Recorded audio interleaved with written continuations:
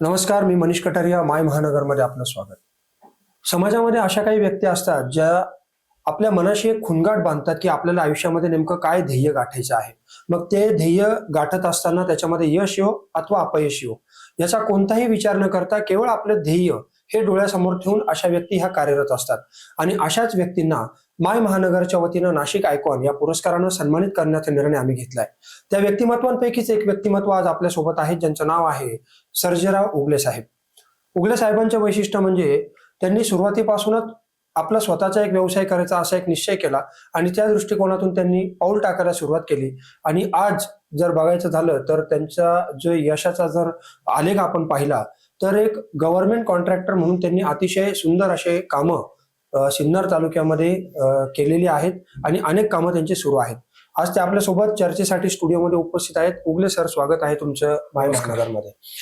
काय सांगाल तुम्ही, जसं तुम्ही आमच्याशी बोलताना सांगितलं की तुम्हाला नोकरी करायची नव्हती, खरं म्हणजे तुमचे वडील एक शासकीय नोकरीमध्ये होते, मग तुम्ही शासकीय नोकरी न करता व्यवसाय करण्याचा निर्णय घेतला, त्याचं नेमकं कारण काय? काय झालं, माझं शिक्षण जे आहे ना ते एका खेडेगावात झालं.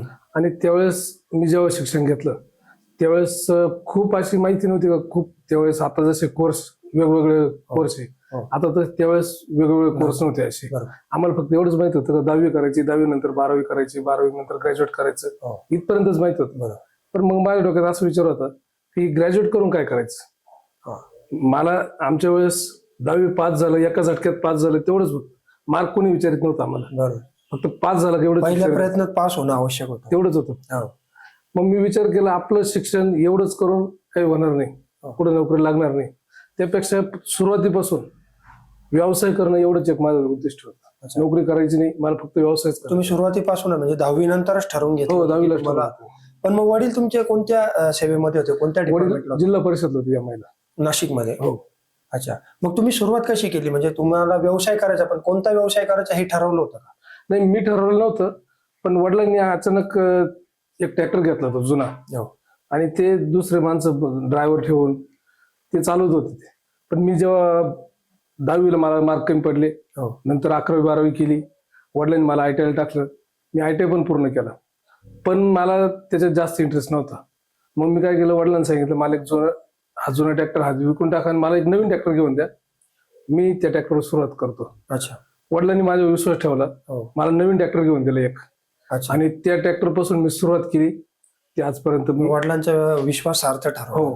पण मग ट्रॅक्टर घेऊन तुम्ही नेमकं काय काम सुरू केलं? शेतीमध्ये गेलात की काय? ट्रॅक्टर घेऊन मी खूप काम, म्हणजे शेतकऱ्यांचे कांदे मार्केटला घेऊन जाणं, नांगरणी करून देणं, काही लेवल करणं, हे सगळे कामं मी ट्रॅक्टरने करत होतो. बरोबर. पण मग आता तुम्ही आता शासकीय कामं पण घेतात, रस्त्यांची कामं असो किंवा काय मोठमोठी कामं तुम्ही घेतात, मग ते आता कशा पद्धतीने कोणती कोणती कामं आता आपली सुरू आहेत?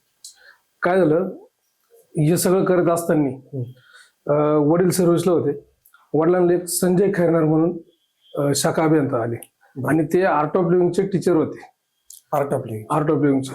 तर त्यांनी आर्ट ऑफ लिव्हिंग काय हे आम्हाला सांगितलं. वडील आर्ट ऑफ लिव्हिंगला जोडल्यामुळं आम्ही हळूहळू आर्ट ऑफ लिव्हिंगला जोडले गेलो. त्या आर्ट ऑफ लिव्हिंगला जोडता जोडता संजय खैरनार आमच्यातून निघून गेले, पण आम्हाला विजय हाके सर मला भेटले. आणि हाके सरांनी माझं सगळं पाहिल्यानंतर, मी काम करतो कसं करतो ते सगळं पाहिल्यानंतर हाके सरांनी मला काम घ्यायला.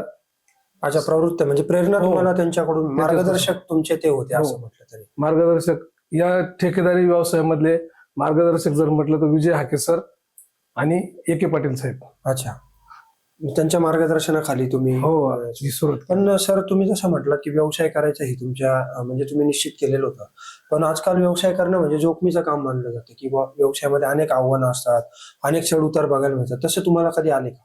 चढउतार आले ना, चढउतार खूप वेळेस आले. पण आपण जो निर्णय घेतो ते निर्णय मी एकदा घेतला की परत मागं हटत नाही. कारण निर्णय ही एक अशी वस्तू आहे किंवा गोष्ट आहे, तो निर्णय घेतल्यानंतर तुम्हाला समजतं का हा निर्णय बरोबर आहे का चुकीचा आहे. जोपर्यंत तुम्ही निर्णय घेत नाही तोपर्यंत तुम्हाला त्या गोष्टीचा फायदा आणि तोटा कळत नाही. बरोबर. म्हणजे जोपर्यंत उडी मारत नाही तोपर्यंत समजत नाही की काय नेमकं त्या परिस्थिती आहे त्या. बरोबर. पण मग तुम्ही आता जी कामं घेतात, कोणत्या प्रकारची कामं घेतात आणि आता सध्या कुठे कामं सुरू? मी PWDची कामं घेतो, जिल्हा परिषदची कामं घेतो. आणि सिन्नर तालुक्यामध्ये आमच्या कोकाटे साहेबांच्या प्रयत्नांनी अच्छा, चांगले काम आहे. शासकीय कामं सगळे तुम्ही सगळे शासकीय घेत काम. असता. पहिलं काम कोणतं केलं तुम्ही? मला पहिलं काम पंचायतला शिडीवरचं काम मिळालं होतं, 2.5 लाख रुपयाचं. बरं. अच्छा, मग त्याच्यानंतर मग हळूहळू तिथून सुरुवात कामं. केली. तुम्ही काय सांगाल, जी नवीन पिढी येते जसं तुम्ही आता खूप म्हणजे डेअरिंग केली म्हणता येईल याच्यामध्ये, की व्यवसाय करायचा. तसं सहसा कोणी व्यवसाय करायचा म्हटलं फार विचार करतो, याच्या व्यवसायामध्ये आपण सक्सेस होऊ की नाही होऊ. परंतु तुमच्या माध्यमातून एक उद्योजक घडला. तुम्ही येणाऱ्या जे युवा पिढी आहे त्यांना काय सांगाल?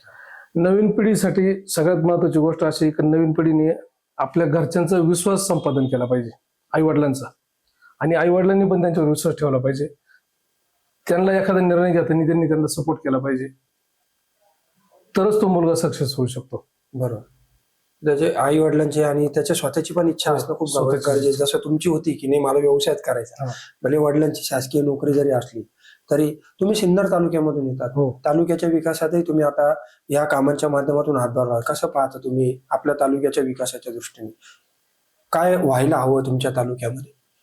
सिन्नर तालुक्यामध्ये आमच्या कोकाटे साहेबांच्या प्रयत्नांनी चांगली डेव्हलपमेंट चालू आहे. हो, कोकाटे साहेबांना छोटं काम आवडत नाही. ते जे काम करते त्यांना ते भव्य दिव्यच पाहिजे. बरोबर. म्हणजे जसं तुम्ही आमचे मोठे काम जर पाहिले, हो. पूरचारी हा खूप मोठा विषय आहे. कोणाचं कल्पनेत सुद्धा येणार नाही का बिना लाईटचं आणि बिना मोटरचं पाणी जाऊ शकतं. हे कोकाटे साहेबांनी करून दाखवलं. कोणती योजना आहे ती? पूरचारी 2 पूरचारी. कुंदेवाडी, सायळे आणि खोपडी मिरगाव अशा 2 पूरचाऱ्या आहे. बरोबर. तर मी कोकाटे साहेबांनाच डोळ्यापोट ठेवतो का साहेबांचे जे विजन आहे, ब्रॉड माइंडेड माणूस आहे. विकासाचं विचार आहे. हो, ब्रॉड माइंडेड. फक्त विकास नाही, फक्त विकास करणं नाही, विकास करायचा मोठ्या प्रमाणात करायचं. त्यांना छोटं काम आवडत नाही. मी त्यांनाच आदर्श मानतो. म्हणून तुम्ही मोठेच कामं फक्त म्हणजे मोठे कामं करायचे आणि भव्य दिव्य कामं करायचे. भव्य असं विचार नाही, मोठा विचार तर असायलाच हवा. पण तुम्ही तुमच्या पूर्ण एकूणच आयुष्याबद्दल काय सांगाल, की तुमचं जीवन जसं एका ग्रामीण भागामधून सुरू झालं आणि आज तुम्ही एक मोठ्या शासकीय कामं या माध्यमातून घेत आहात. मी तर म्हणाल, माणूस जर घडत असेल तर ग्रामीण भागातच घडतं. शहरी भागामध्ये माणूस प्रगती. 5-10%, बरोबर. पण 90% ग्रामीण भागातलेच माणसं तुम्ही जर पाहिलं तर ग्रामीण भागातूनच माणूस आलेला पुढे जाऊ शकतो असं मला वाटतं. कारण तो सगळ्या ठ्याचा खाऊन तिथपर्यंत पोहोचतो तो. बरोबर. पण तुम्ही हे जी कामं घेतात म्हणजे कॉन्ट्रॅक्ट घेतात त्याच्यामध्ये बरेचसे आव्हानं आहेत ना तुम्हाला? आहे ना, स्पर्धा आहे ना. अनेकदा ठेकेदारांची बिलं मंजूर होत नाही. आम्ही पण पाहिलं की अनेकदा आंदोलनं करावी लागतात, महिने फायली पेंडिंग राहतात. पण मग अशा वेळेस मग अशा अडचणींचा सामना तुम्ही कसा? नाही, काय होतं, जर सातत्य ठेवलं तर ती एक सायकल तयार होते. बरोबर. एक काम केलं, परत पुढचं काम केलं, मागच्या कामाचे पैसे मिळते थोडेफार, ते पुढच्या कामात टाकते जाते, पुढच्या कामाची माहिती परत ते असं राहून पूर्ण करत करत करत करत ती सायकल एकदा तयार झाली की मग अडचण येत नाही. बरोबर. पण जर मध्ये ब्रेक केलं मग तो थांबतो. अडचण येते. पण अनेक कॉन्ट्रॅक्टर आहेत, म्हणजे अनेक लोक शासकीय कामं करतात. तुम्ही तुमच्या कामाचं वेगळेपण कसं जोपासता? मी माझ्या कामामध्ये क्वालिटी आणि क्वांटिटीला खूप महत्व देतो. बरोबर. कारण अनेकदा आम्ही ग्रामीण भागामध्ये पाहतो, तुम्ही आता रस्त्यांची अनेक कामं केलेली आहेत. दळणवळणाच्या दृष्टिकोनातून तुमचं काम खूप महत्वाचं आहे, की एका गावातून दुसऱ्या गावात जाण्याची दळणवळणाची सुविधा असेल किंवा नागरिकांना वाहतुकीच्या दृष्टिकोनातून. पण अनेक ग्रामीण भागामध्ये जेव्हा आम्ही फिरतो रस्त्यांची अवस्था अतिशय बिकट झालेली असते आणि एकच तक्रार असते वर्षानुवर्ष. अनेक निवडणुकांमध्ये तीच तक्रार असते, ह्या गावातले रस्ते खराब आहे, खड्डे पडलेत. तसं पाहिलं तर शासनाच्या खूप योजना आहेत. पंतप्रधान ग्राम सडक योजना असेल, मुख्यमंत्र्यांच्या नावाने देखील मुख्यमंत्री ग्राम सडक, त्या अशा योजनांमधून देखील अनेक योजनांमधून रस्त्यांची कामं होतात. परंतु त्या रस्त्यांची क्वालिटी तेवढी चांगली राहते नाही. काय होतं, शासनाने जे डांबरीकरणाची कामं घेतली ते डांबराचं आयुष्य 3 वर्ष आहे फक्त.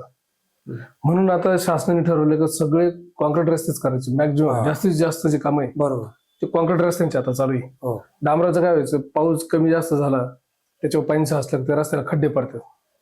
तसं कॉन्क्रीटला लाईफ जास्त आहे. म्हणून आता गव्हर्नमेंट जास्तीत जास्त कॉन्क्रीटचीच कामं करतं.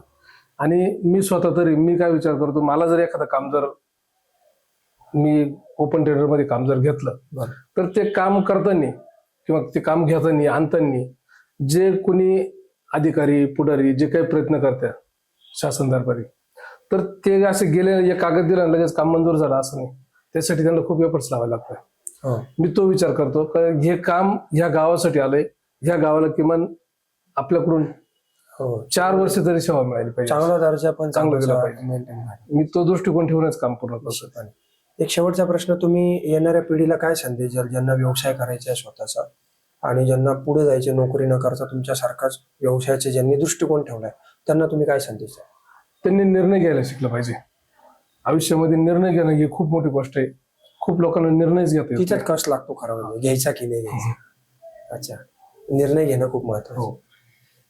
तर आपण पाहिलं की हे होते सर्जेराव उगले साहेब, ज्यांनी सांगितलं की आयुष्यामध्ये जर तुम्हाला यश प्राप्त करायचं असेल तर निर्णय घेणं हे खूप महत्वाचं आहे. मग तो निर्णय चुकीचा आहे की बरोबर आहे हे ठरवणं हे तुमच्या यशावर, तुमच्या प्रामाणिकपणावर आणि तुमच्या कामावर अवलंबून असतं. जसं त्यांनी ते सिद्ध करून दाखवलं, त्यांच्या वडिलांनी देखील, परिवाराने देखील त्यांच्यावर विश्वास टाकला आणि त्यांनी एका ट्रॅक्टर पासून केलेली सुरुवात आज त्यांच्या यशाचा आलेख जर आपण पाहिलं तर सिन्नर तालुक्यामधल्या अनेक विकास प्रकल्प साकारण्यामध्ये त्यांचं महत्वाचं योगदान त्या ठिकाणी राहिलेलं आहे. आणि म्हणून त्यांनी येणाऱ्या पिढीला देखील एक महत्वाचा संदेश दिलाय की त्यांनी निर्णय घ्यायला शिकलं पाहिजे. जर तुम्ही निर्णय घ्यायला शिकलात, जर पाण्यामध्ये पडलं तर ती पाण्याची ती खोली किती आहे ते समजू शकते. त्याच पद्धतीनं जर तो निर्णय घेतला तर तो आपण योग्य घेतला की अयोग्य घेतला हे त्यानंतर आपण सिद्ध करू शकतो. आणि म्हणूनच तुमचा हा संदेश खरं म्हणजे युवा पिढीला निश्चितपणे मोलाचा ठरेल. आणि म्हणून आज माय महानगरचा नाशिक आयकॉन पुरस्कार देताना आम्हाला विशेष आनंद होतोय की आपल्यासारख्या व्यक्तिमत्वाला आम्ही हा पुरस्कार देतो आहोत. कारण आजची पिढी जर आपण पाहिली तर निर्णय घेण्याच्या बाबतीमध्ये ते खूप कन्फ्युजन मध्ये असतात. जसं तंत्रज्ञान वाढलेलं आहे किंवा व्यवसाय करण्याच्या बाबतीमध्ये देखील ते खूप डोलायमान स्थिती असते. व्यवसाय करावा की नाही करावा, ते पहिले आव्हानं काय आहेत त्या गोष्टींचा देखील विचार करायला पाहिजे, जसं तुम्ही केला. तर निश्चितपणे सरांचं मार्गदर्शन धन्यवाद.